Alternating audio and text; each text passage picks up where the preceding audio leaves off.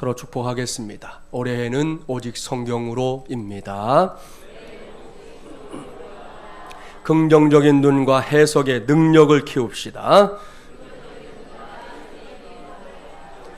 할렐루야. 오늘은 솔라 스크립투라 네 번째 시간입니다. 오늘은 말씀의 식은 우리의 식과 다르다라는 제목으로 하나님의 말씀을 전하도록 하겠습니다. 오늘은 시작부터 말씀의 제목에 관심을 가져주기 바랍니다. 오늘은 무엇과 무엇이 다르다라는 명제 하에 하나님의 말씀을 살펴보려고 합니다. 이러한 명제는 저 바깥 세상에서도 자주 그리고 쉽게 찾아볼 수 있습니다. 흔히 무엇과 무엇의 차이라고 표현하는데요.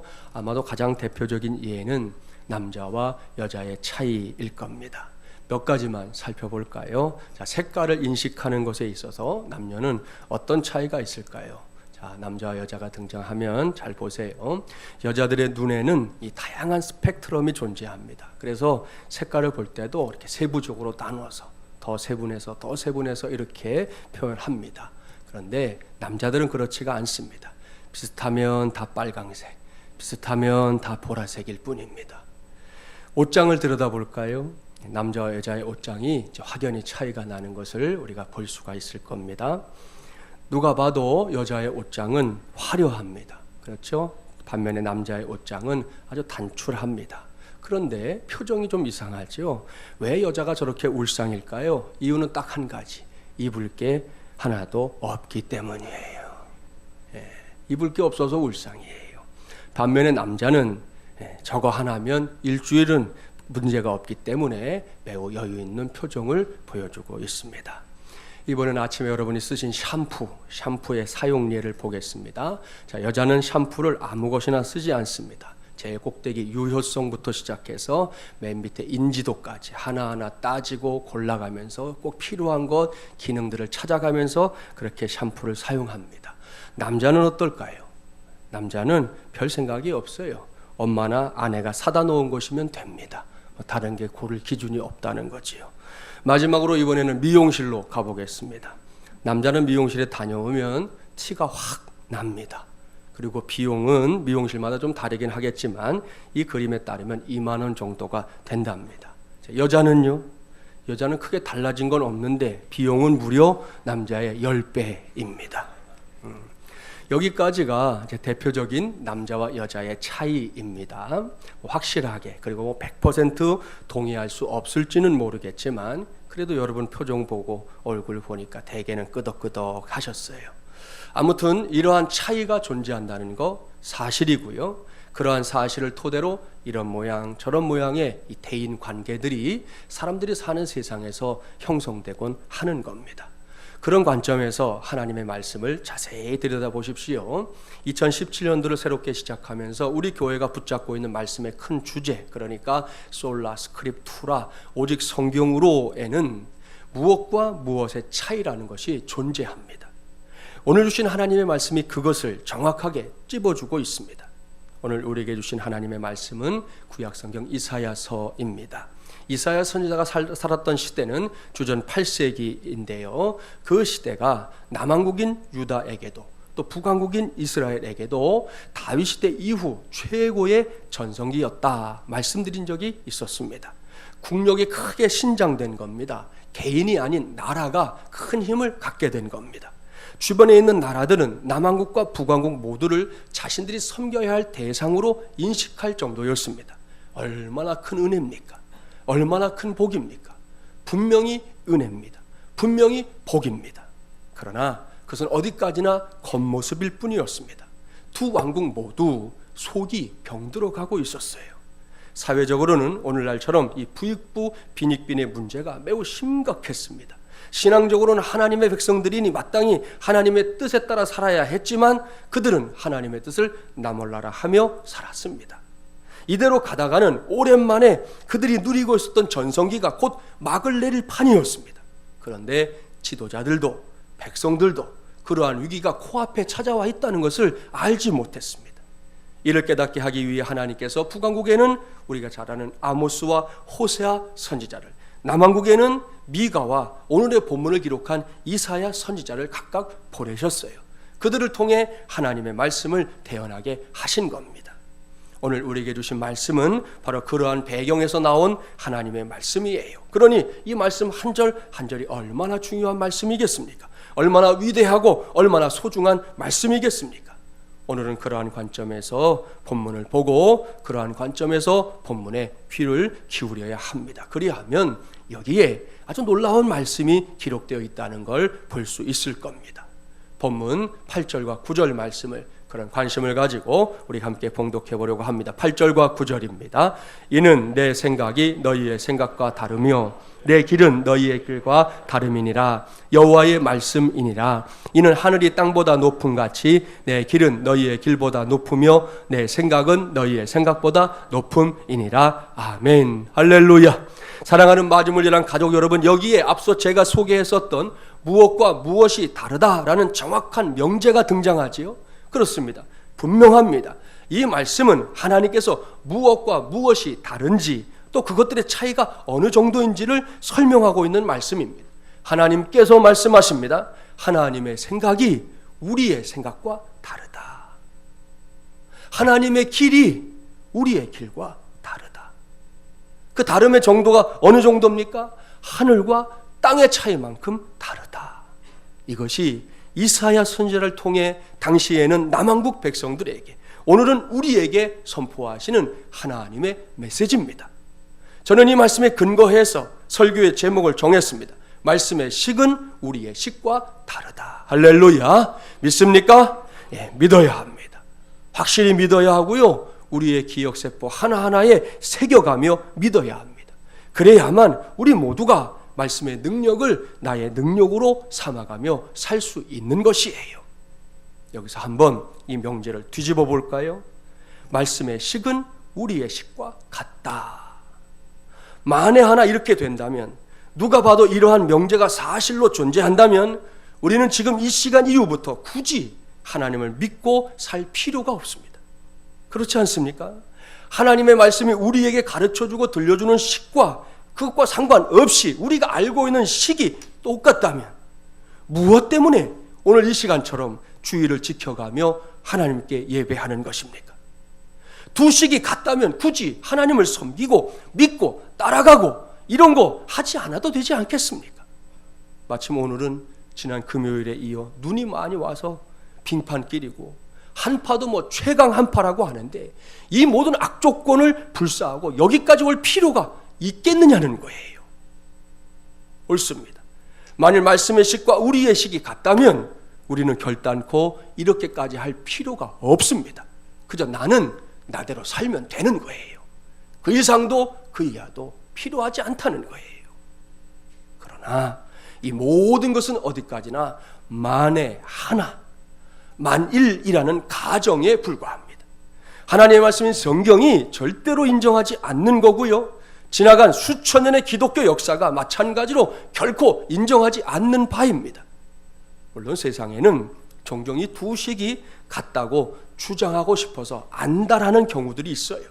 최근에는 아예 창세기 1장부터 두 식이 같다 주장하고 싶어하는 사람들이 등장하고 있습니다. 여러분, 창세기 1장이 무슨 말씀인지 아시죠? 창세기 1장 1절 말씀 우리 함께 외워볼까요?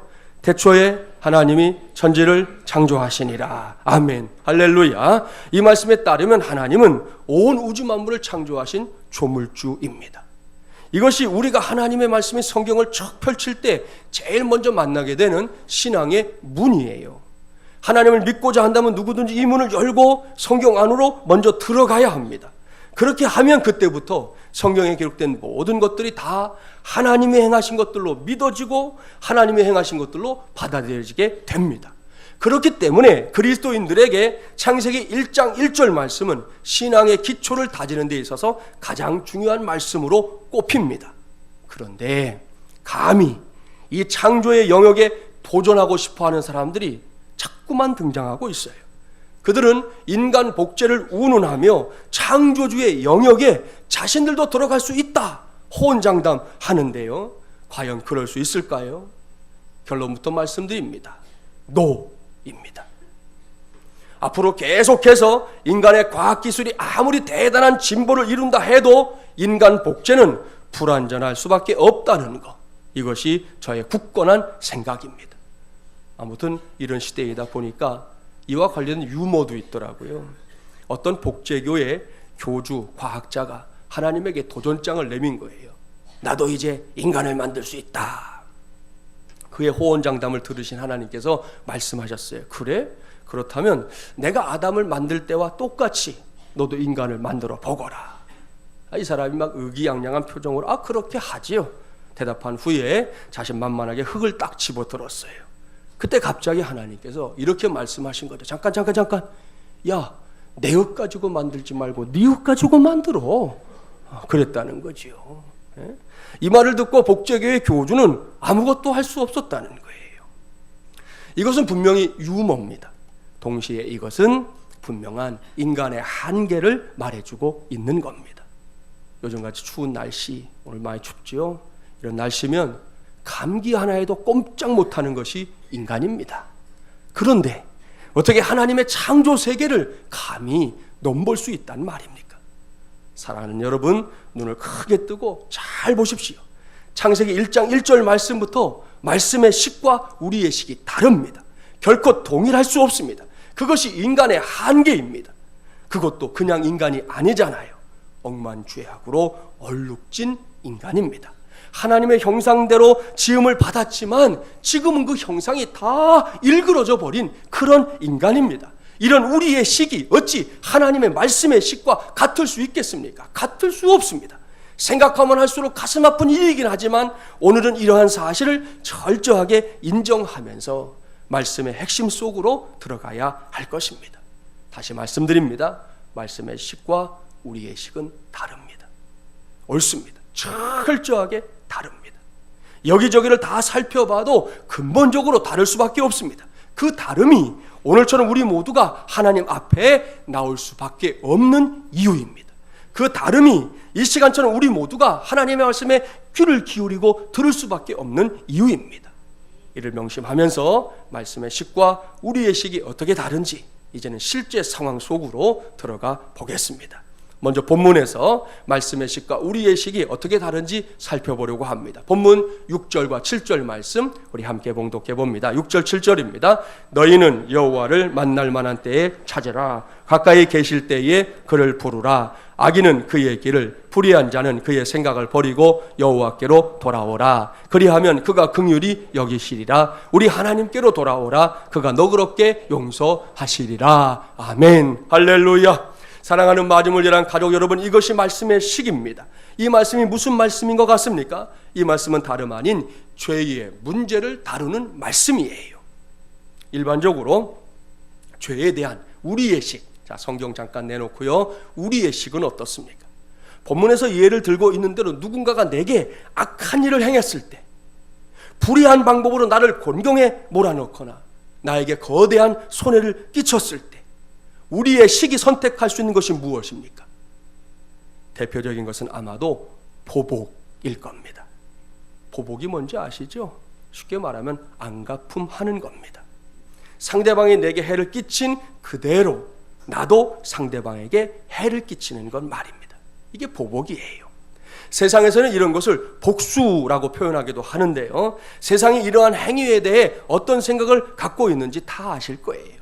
당연지사로 여깁니다. 얼마든지 그럴 수 있다는 거예요.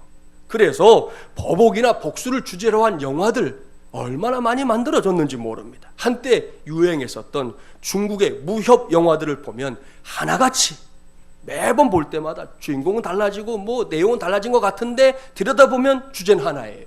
보복이 바로 주제입니다. 스승을 죽인 원수에게 보복을 한다든지, 아니면 부모를 죽인 원수에게 보복을 한다든지, 친구를 죽인 원수에게 보복을 한다든지, 그런 내용이 주제였습니다. 그런 영화를 본 관객들은 일종의 카타르시스를 경험하면서 이야 속이 시원하다 그렇게 말하면서 영화관을 빠져나오곤 했습니다. 왜요? 마치 내 마음을 대변해 주는 것 같았기 때문입니다. 이와는 반대로 내가 어떤 잘못을 했을 때, 그러니까 이제는 내가 피해자가 아니라 가해자일 때는 어떨까요? 별로 다를 게 없어요. 요즘 방송 매체를 통해 자주 확인하고 있는데요, 잘못을 스스로 인정하고 그것을 돌이키기보다 모르쇠로 일관하든지, 그것이 아니면 배째라 하는 식으로 버티든지, 평범한 사람들이 보면 이해할 수 없게 구는 경우들이 왕왕 있습니다. 이런 것들이 죄와 관련된 세상의 식이고 우리의 식이기도 합니다. 혹 여기에 우리를 포함시킨 것이 언짢은 성도들이 있을지 모르겠습니다. 그런데 잠깐만 생각해 보십시오. 저와 여러분에게 하나님을 아버지로 예수 그리스도를 구세주로 믿는 신앙이 없었다면 우리의 식이 세상의 식과 대단하게 달랐을까요? 아닐 겁니다. 똑같았을 거예요. 나를 괴롭혔던 대상이 있다면 어떻게 해요? 아작을 내든지 뭔가 불이익을 확 줘서 찍소리도 못하게 만들어야 직성이 풀렸을 겁니다. 내가 잘못한 것에 대해서는 그거 인정하기 싫어서 막 죽을 뚱살뚱 몸부림을 쳤을 겁니다. 이것은 여러분만의 이야기가 아닙니다. 목사도 마찬가지입니다. 그렇습니다. 이게 우리의 식이라고요.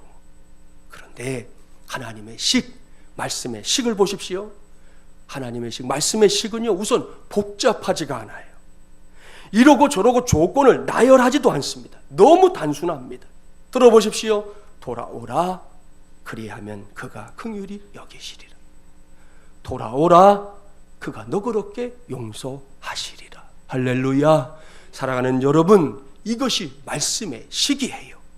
여기서 우리는 매우 중요한 하나님의 마음을 읽어내야 합니다. 하나님은 우리 안에서 넘치고 있는 그 죄의 문제, 그 문제의 심각성을 너무나 잘 아십니다.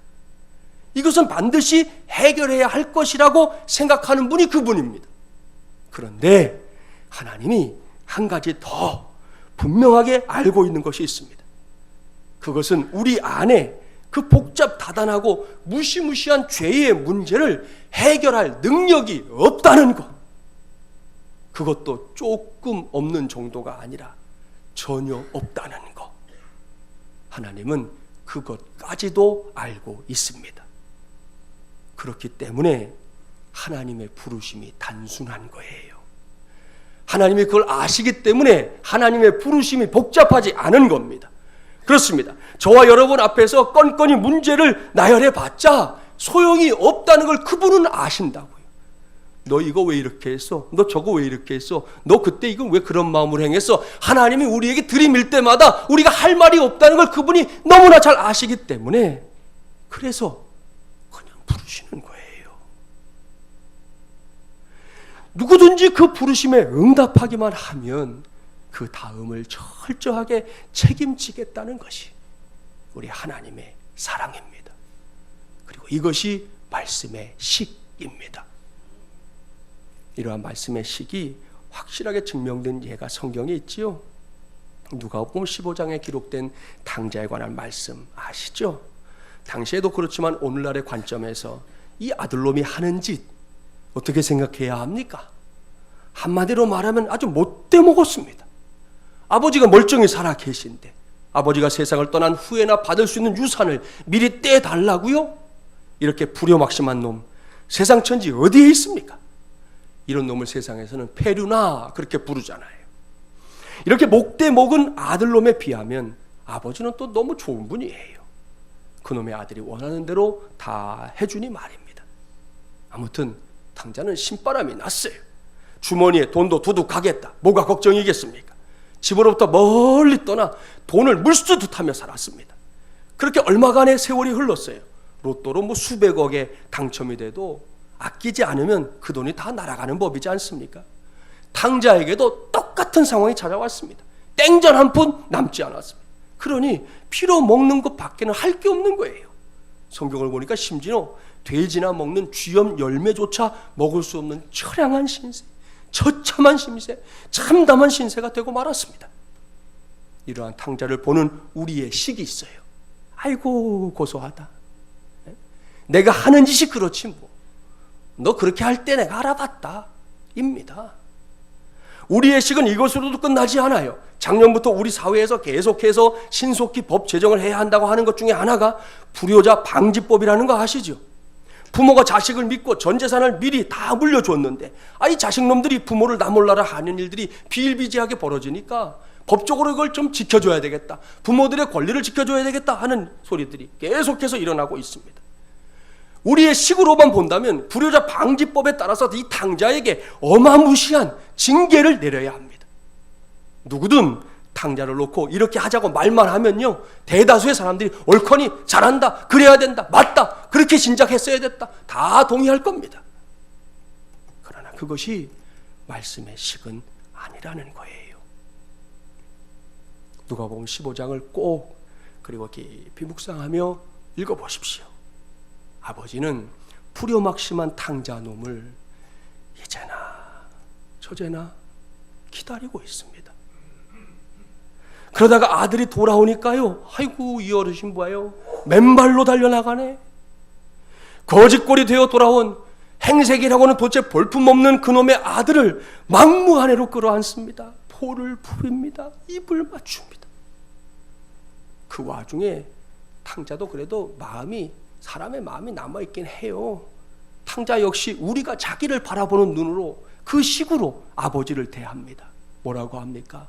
자기는 더 이상 아들이 될 수 없다는 겁니다.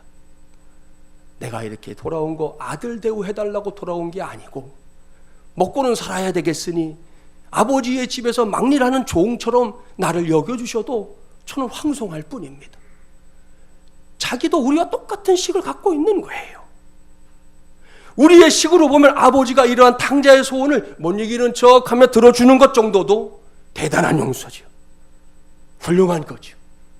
그런 아버지라도 박수 쳐줄 수 있는 거지요. 하지만 이미 말씀드린 대로 이것은 말씀의 식이 아닙니다. 아버지는 아들의 말에 아무런 대꾸도 하지 않습니다. 그리고는 혼자 신바람이 나서 이렇게 말씀하시잖아요. 제일 좋은 옷을 내어다가 입히고 손에 가락지를 끼우고 발에 신을 신기라. 살진 송아지 잡으라. 우리가 먹고 즐기자. 죽은 줄 알았던 내 아들이 이렇게 돌아왔으니 모두 잔치를 벌이자. 사랑하는 마주물려난 가족 여러분, 이것이 말씀의 식입니다. 우리의 식과는 달라도 너무 다른 말씀의 식이에요. 그러니 꼭 기억하십시오. 2017년도를 살아가면서 또 그 이후에라도 저나 여러분이 하나님을 기쁘시게 하는 삶을 살지 못했을 때, 하나님 앞에서 우리가 부끄러워 고개조차 들지 못할 그런 삶의 자리에 놓여 있을 때, 그럴 때 결코 우리의 식으로 그 문제를 풀려고 하면 안 된다는 것, 이것을 꼭 기억하기 바랍니다. 그럴 때 우리의 식을 대입시키면요, 우리가 할 수 있는 게 뭔지 아세요? 내 스스로를 죄의 수레바퀴에 집어 던지는 것밖에 없어요. 거기서 내 자신을 더 망가뜨리고, 더 자학하고, 더 무시하고, 더 비난하는 것밖에 할 수 있는 게 없어요. 그럴 때는 꼭 반드시 무엇보다 헤매지 말고 말씀의 식으로 문제를 풀어야 합니다. 그러면 아무것도 보이지 않아 캄캄했던 곳에 길이 열립니다. 저 앞에 돌파구가 있다는 것을 비로소 알게 됩니다. 그 길, 그 돌파구가 뭔지 아시죠? 오늘 예배를 시작하고 나서 우리 함께 찬송가를 불러봤잖아요. 밤마다 문 열어놓고 마음 졸이시며 나간 자식 돌아오기만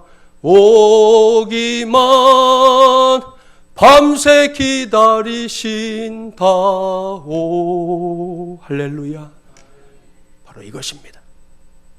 이것이 우리의 식과 전혀 다른 말씀의 식이에요. 솔라 스크립투라로 시작된 새해에는 그 식을 따라 살아가십시오. 우리의 식을 고집하지 말고 말씀의 식이 열어주는 바로 그 길을 걸어가라는 말씀입니다. 그리할 때 우리 모두가 날마다 부어주시는 하나님의 은혜를 힘입어 죄와의 싸움에서 승리하는 삶 살게 될 줄 믿습니다. 두 번째로 말씀의 식이 우리의 식과 다르다는 걸 증명하는 말씀 찾아보겠습니다. 그 말씀은 2017년도 첫 금요 333 기도의 시간에 붙잡았던 말씀인데요. 마태복음 5장 41절 말씀 한번 찾아볼까요? 신약 7쪽입니다.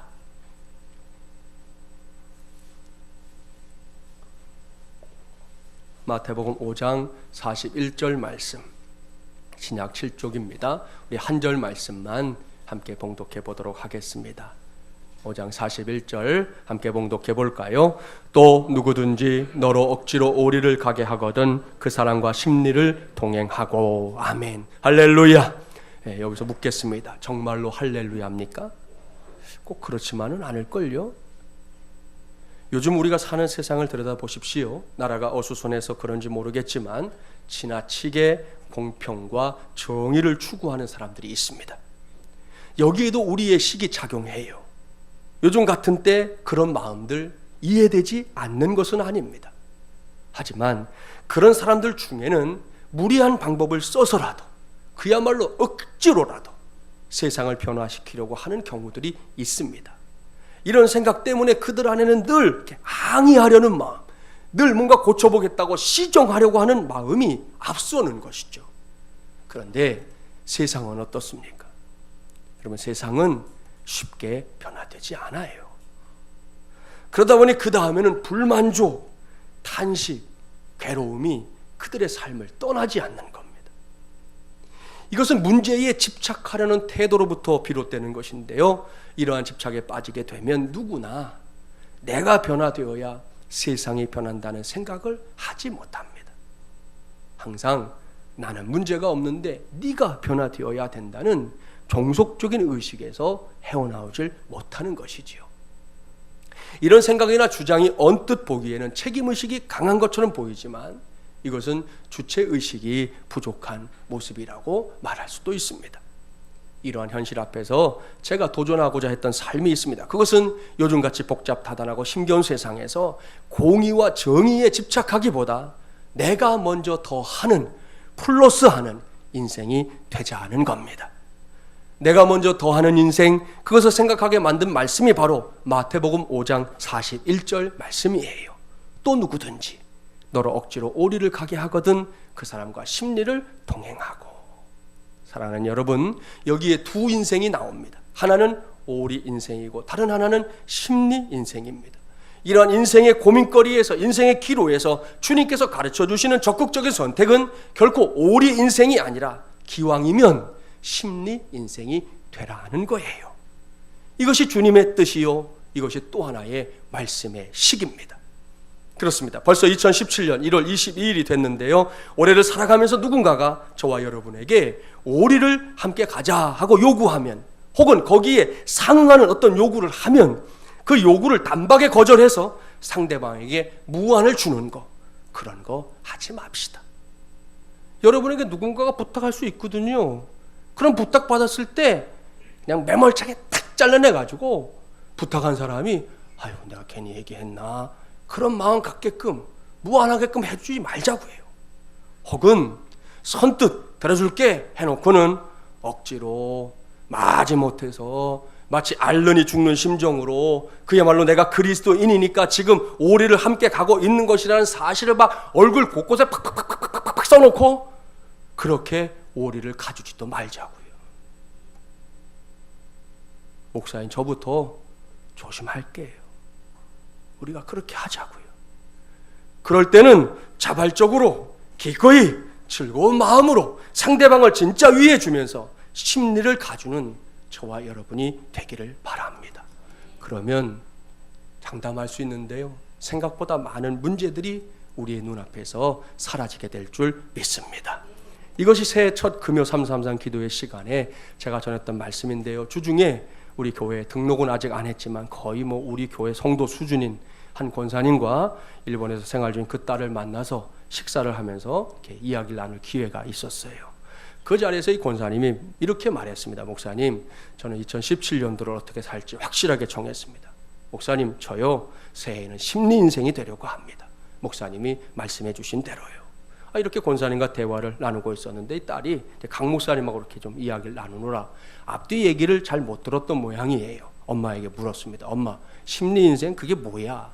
그거 오리를 가자고 하면 심리를 가주는 인생 말하는 거야. 와, 우리 엄마 멋진데 어떻게 그런 말 하게 됐어? 목사님의 설교 말씀에서 배운 거야. 에이 어쩐지. 이렇게 대화가 이어져서 같이 한번 웃었어요. 그리고 그날 제가 일본에서 오랜만에 들어온 딸에게 밥을 사실 사주고 싶어서 그 자리를 마련했던 건데, 이 권사님이 이미 마음 먹었잖아요. 올해는 무슨 인생 된다고요? 심리인생 되겠다고 마음을 먹어가지고는 목사가 밥 한 끼 사준다는데도 막 극구 뜯어 말려가지고 도리어 대접을 받고 돌아오게 됐습니다. 아무튼 저는 그날 권사님의 고백을 들으면서 2017년 새해를 살아가면서 제 자신은 물론이고 마주물려난 가족들 모두가 심리 인생을 살도록 해야 되겠구나 하는 생각을 다시 굳건하게 하게 됐습니다. 흔히 말하는 성공한 사람들에게는 공통점이 있습니다. 그들은 언제나 다른 사람들이 요구하는 것보다 더 하는 사람들이었다는 거예요. 그렇습니다. 그들은 정해져 있는 의무보다 더 하는 사람들이었습니다. 사람들의 기대보다 더 하는 사람들이었습니다. 받은 대가보다 더 봉사하는 사람들이었습니다. 이것이 그들의 인생을 성공으로 이끌었던 것이죠. 그런 의미에서 신신당부합니다. 언제든 어디에서든 항상 더 중요한 일을 하십시오. 언제든 어디에서든 기왕이면 없어서는 안 될 그런 존재가 되십시오. 무엇보다 항상 더 가주십시오. 사실 요즘 같은 때에는 오리 인생만 돼도 큰 문제가 없을 겁니다. 그러나 그것이 말씀의 식은 아니지요. 말씀의 식에 따라 거기서 한 걸음을 더 내딛자는 겁니다. 그렇게 심리 인생이 되면 저와 여러분 모두는 어디에서나 누구에게나 환영받는 하나님의 사람들이 될 줄 믿습니다. 구약 성경에서 만날 수 있는 다니엘 떠올려 보세요. 그는 포로의 신분이었어요. 모든 조건이 열악했어요. 주변에서 시기, 질투, 견제도 많았어요. 그러나 그럴수록 다니엘은 더 열심히 준비했습니다. 무엇보다 그는 말씀의 식을 인생 중심에 단단히 세웠습니다. 그런 가운데 그는 항상 다른 사람의 유익을 위해 발로 뛰었습니다. 그 결과가 뭡니까? 다니엘이요, 무려 4번의 왕조가 바뀌어요. 느부갓네살, 벨사살, 다리오, 고레스, 나라도 바뀌고 왕조도 바뀌는 그 험하고 거센 역사 속에서도 계속해서 쓰임받습니다. 왜요? 꼭 필요한 존재니까. 이제는 우리 차례입니다. 당장 우리의 식에 따르면 누군가에게 오리를 가자라고 말하는 것 자체가 무례한 일인 것처럼 생각될 수도 있습니다. 하지만 말씀의 식은 전혀 다릅니다. 가정이든 직장이든 교회이든 어디에서든 오리 인생이 되는 건 기본이라는 것이고요. 할 수만 있다면 심리 인생이 되기를 힘쓰라는 겁니다. 이것이 말씀의 식이고 이것이야말로 진짜 개혁입니다. 이를 해내는 저와 여러분이 되기를 주님의 이름으로 축복합니다. 말씀을 마무리합니다. 오늘은 시간 관계상 2가지만 예로 들어봤습니다. 성경에서 가르쳐주는 말씀의 식이 어찌 이 2가지뿐이겠습니까? 아직도 많습니다. 무궁무진합니다. 그러니 이 말씀을 가까이 하며 읽고 배우고 훈련해야 하지 않겠습니까? 그것이 솔라 스크립투라를 구호에 그치지 않고 실천하는 길이라고 이미 말씀드렸습니다. 새해에는 우리 말로만 혹은 주일에만 솔라 스크립투라 오직 성경으로 그렇게 외치지 맙시다. 이 말씀을 붙잡고 삽시다. 묵상하며 삽시다. 무엇보다 말씀의 식을 찾아내고 배우고 익히자는 거예요. 그리할 때 길이 열립니다. 돌파구가 생깁니다. 문제가 해결됩니다. 하나님이 복 주시는 것을 우리의 눈으로 보게 될 줄 믿습니다. 나중으로 미루지 마십시오. 당장 시작해야 합니다. 성경통독 가능하면 당장 성경통독부터 시작하세요. 솔직하게 말해볼까요? 우리 주보 안에 있는 주간 성경 공부 못할 사람 우리 중에 있을까요? 없어요. 안 하는 것이지. 못할 사람이 있어서 못하는 건 괜찮아요. 그러나 할 수 있는데 안 하는 거면 하자는 거예요. 하면서 말씀을 읽어 나가십시오. 주일 낮 예배뿐만 아니라 오후에 모이는 삼중주로 드려진 예배 시간도 공예배 시간입니다.